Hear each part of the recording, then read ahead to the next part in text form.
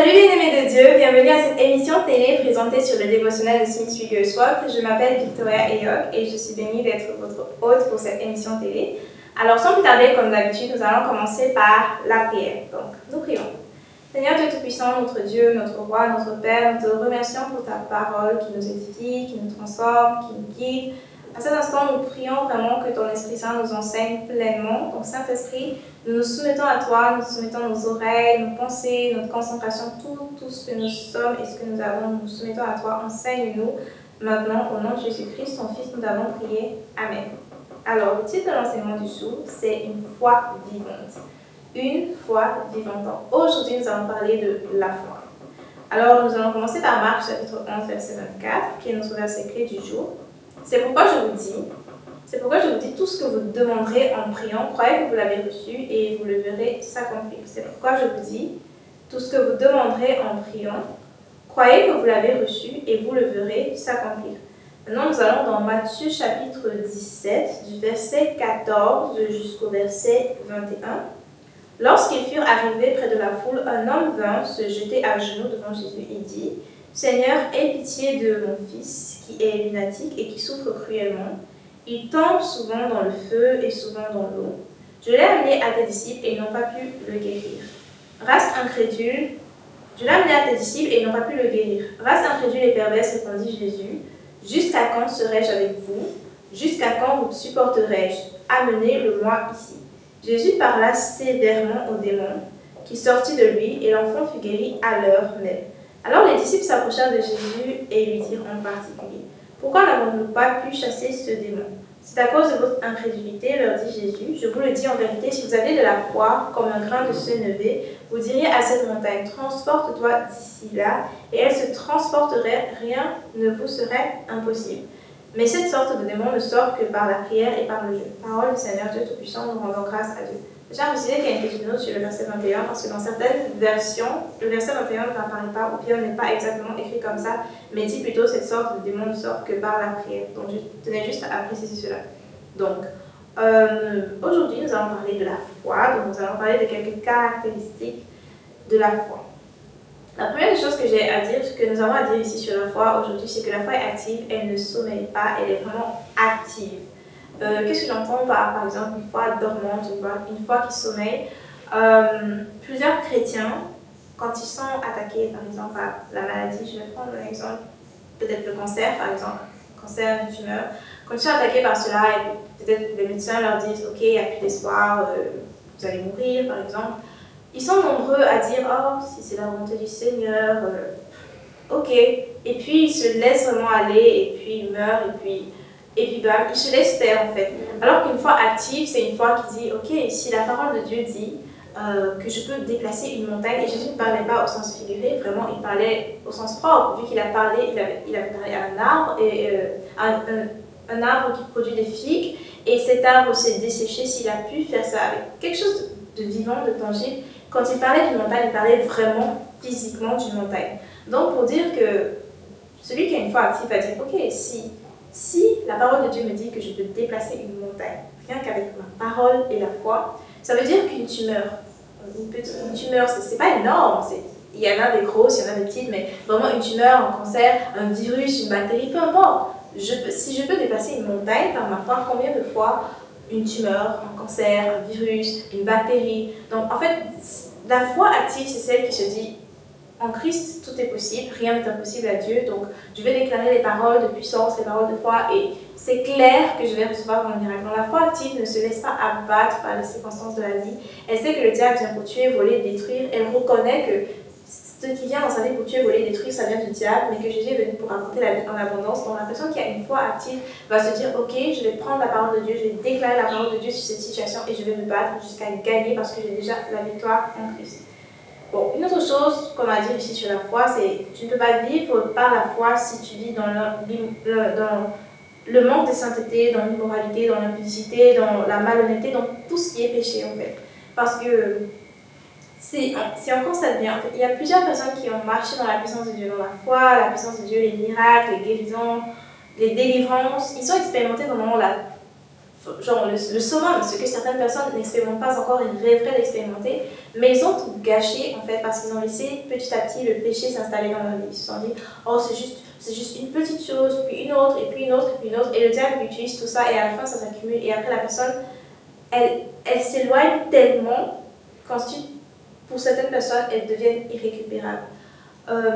Ce que je veux dire ici, c'est vraiment qu'on doit faire attention et se dire, si je veux vraiment marcher dans la foi et marcher dans la puissance du Seigneur, la puissance du Saint-Esprit, je dois décider de vivre une vie sainte. Parce que véritablement, le diable va décider de te tenter, il va décider de te proposer des choses qui ne sont pas justes, qui ne glorifient pas le Seigneur, qui ne sont pas pures. Et ne pense pas que c'est dès la première faute, dès le premier péché que tu auras commis, que tu vas perdre l'accès à toute la foi et toute la puissance du Seigneur. Généralement, c'est quelque chose de graduel. Regarde par exemple l'histoire de Samson.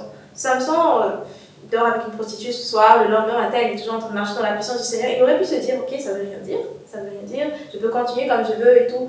Mais le jour où finalement il a écopé des conséquences de ses actes, ça a été terrible, vraiment terrible. Certes, bon, Dieu a arrangé la fin de Samson, si on peut dire ainsi dire, mais c'était vraiment quelque chose de douloureux. Donc il faut te dire que peut-être tu t'amuses avec le péché, peut-être tu regardes aussi, tu t'amuses avec le péché, tu te dis, ok, oui, je chante pour le Seigneur à l'église, oui, il y a des miracles, oui, il y a des délivrances, mais en même temps, tu vis une vie cachée de péché et tu te dis, bon, je fais tout ça, mais je marche encore dans la puissance du Seigneur, donc il n'y a pas de souci. Tu essaies d'avoir le meilleur des deux mondes. Je te dis, fais très attention, c'est le moment de te repentir et de revenir sur le droit chemin parce que Dieu est miséricordieux, il est patient. Mais d'ici à ce que tu écopes des conséquences de cela, ce sera extrêmement grave. Donc, il vaut mieux te repentir maintenant et demander pardon à Dieu pour échapper à ce qui va arriver, véritablement. Si tu veux marcher par la foi, décide vraiment, je marche par la foi et je marche dans la sainteté. C'est une décision très importante que tu dois prendre. Autre chose, la foi vit et marche dans le Saint-Esprit. La foi est vivante, elle est active, comme nous l'avons dit.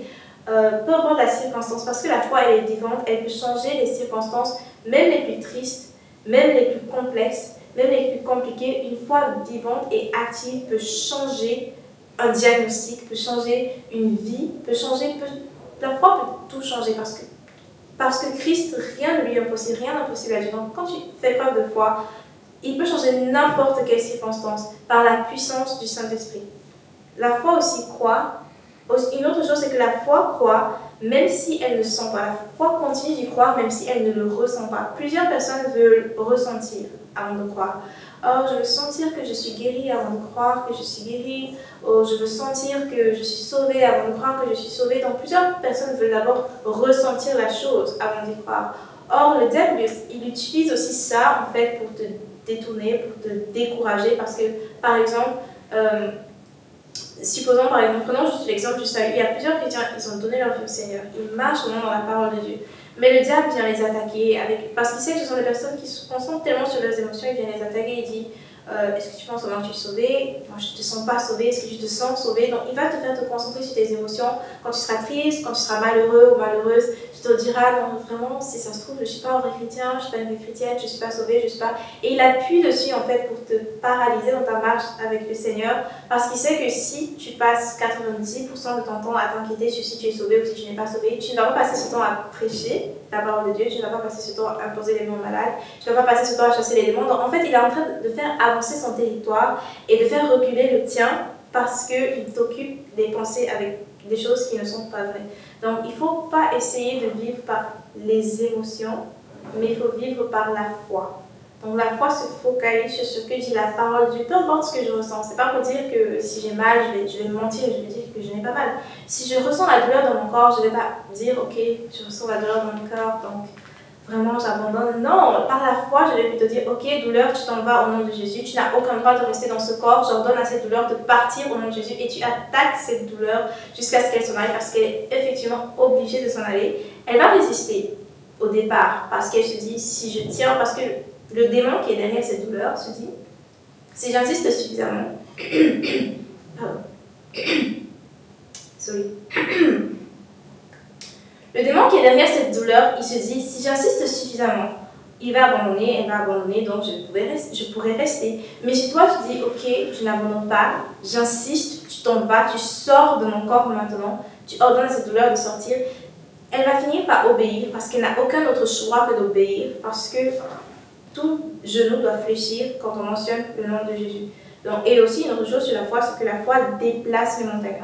On l'a mentionné dans les versets précédents. Et là, je parle de montagnes physiques comme tumeurs, cancer, n'importe quelle maladie, mais je parle aussi des montagnes genre spirituelles, comme les malédictions, comme les addictions, comme les habitudes dont tu veux te débarrasser, comme les problèmes peut-être au travail, les injustices sociales, ce genre de choses. La foi déplace les montagnes. Par la foi, on peut changer tellement de choses. Mais il faut qu'il y ait au moins une personne qui se décide, ok, je vais prier, ok, je vais faire preuve de foi, ok, je décide que je vais avoir la foi. Et une autre chose que je vais ajouter sur la foi, c'est que par la foi, rien qu'en lisant la parole de Dieu, tu peux recevoir ta guérison. Effectivement, il y a plein de personnes qui, juste en collectionnant les paroles de Dieu qui concernent la guérison, genre tu ouvres ta Bible, chaque page, tu regardes quel verset ici parle de guérison, tu notes, tu personnalises, tu médites, tu déclares que ça s'applique aussi pour toi. Il y a plein de personnes qui, en faisant cela, se sont retrouvées pleinement guéries. Personne ne leur a imposé les mains, personne n'a dit maladie sort de ce corps, non. Ils ont seulement décidé de croire en la parole de Dieu qui promet qu'ils sont déjà guéris et bam, ils ont reçu leur guérison comme ça. Donc, pour résumer, quelques caractéristiques de la foi est active, la foi ne sommeille jamais, elle ne sommeille, ne dort. Tu ne peux pas vivre par la foi si tu marches dans l'impureté, dans l'impudicité, dans le péché, si tu ne marches pas dans la sainteté, si tu marches dans la malhonnêteté. La foi vit et marche dans le Saint-Esprit, la foi est vivante et elle marche dans le Saint-Esprit. La foi, elle continue de croire même si elle ne ressent pas cela.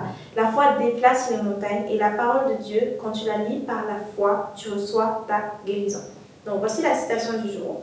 Tout ce qui ressemble à une montagne peut être déplacé. Les montagnes de la difficulté, les montagnes de la perplexité, les montagnes de la dépression ou de la dépravation, les choses qui t'ont lié pendant des années. Tout ce qui ressemble à une montagne peut être déplacé. Les montagnes de la difficulté, les montagnes de la perplexité, les montagnes de la dépression ou de la dépravation, les choses qui t'ont lié pendant des années. Alors, nous prions. Seigneur éternel, Dieu Tout-Puissant, nous te remercions pour tes promesses, pour cet enseignement magnifique et puissant sur la foi. Et nous savons que ce ne serait pas bien d'écouter un si bel enseignement sans mettre en pratique en fait ce que tu nous as partagé par cet enseignement. Donc à cet instant, nous allons prier et déclarer la santé sur toute personne malade qui regarde, qui écoute. Donc, tout esprit d'infirmité dans ton corps, au nom de Jésus, j'ordonne à cet esprit d'infirmité de sortir maintenant au nom de Jésus-Christ. Pas demain, pas après-demain, pas plus tard, mais maintenant à cet instant, au nom de Jésus. Toute tumeur, tout cancer, toute tumeur et tout cancer se dissolvent maintenant, disparaissent pleinement au nom de Jésus-Christ. Avec tous les symptômes qui étaient accompagnés, ça disparaît maintenant au nom de Jésus. Toute douleur dentaire disparaît maintenant au nom de Jésus. Toute migraine persistante disparaît maintenant au nom de Jésus. Tout problème de foie est corrigé maintenant au nom de Jésus. Donc, problème de foie, problème de rein, problème osseux, toute maladie osseuse est corrigée maintenant au nom de Jésus-Christ. Et je vais parler particulièrement pour tout cancer qui a un rapport avec le sang ou qui a un rapport avec les os. Au nom de Jésus-Christ, j'ordonne à ces cancers de disparaître maintenant, au nom de Jésus, par la puissance du Saint-Esprit, par la même puissance qui a ressuscité Jésus-Christ entre les morts. Ces cancers, ces maladies sont détruites maintenant, au nom de Jésus-Christ. Amen. Et je déclare aussi que toute personne qui regarde ici, qui a un membre de sa famille, qui est dans le coma, je déclare au nom de Jésus la puissance du Saint-Esprit sur cette personne qui est dans le coma. Elle se réveille miraculeusement au nom de Jésus-Christ. Amen. Alors Seigneur, nous te remercions parce que ces paroles de puissance ont été déclarées. Et nous te remercions parce que ton Esprit Saint n'est pas limité par le temps ni par la distance. Alors tu envoies tes anges agir partout où les gens écoutent ces paroles. Et Seigneur, nous te rendons grâce parce qu'il y a des guérisons qui s'opèrent à l'instant même. Et nous te remercions, Seigneur, pour cela, parce que c'est accompli. Merci infiniment, Seigneur. Au nom de Jésus-Christ, ton Fils, nous avons prié. Amen. Alors, merci beaucoup d'avoir regardé du début jusqu'à la fin. Si tu as un témoignage, tu as reçu ta guérison, ou un membre de ta famille, un proche, une personne que tu connais a reçu sa guérison en regardant, parle-nous de ton témoignage. Partage ton témoignage et parle-en aussi aux autres pour glorifier le Seigneur. Parce qu'effectivement, nous vainquons par le sang de l'agneau et par aussi nos témoignages. Une autre chose que j'ai à ajouter, c'est si vraiment ça t'a béni et ça t'a édifié, ne manque pas notre prochain rendez-vous. Et surtout, invite quelqu'un à regarder avec toi, 1, 2, 3 personnes, pourquoi pas toute la famille en entier. Invite les gens à regarder avec toi, sois béni au nom de Jésus-Christ et au revoir.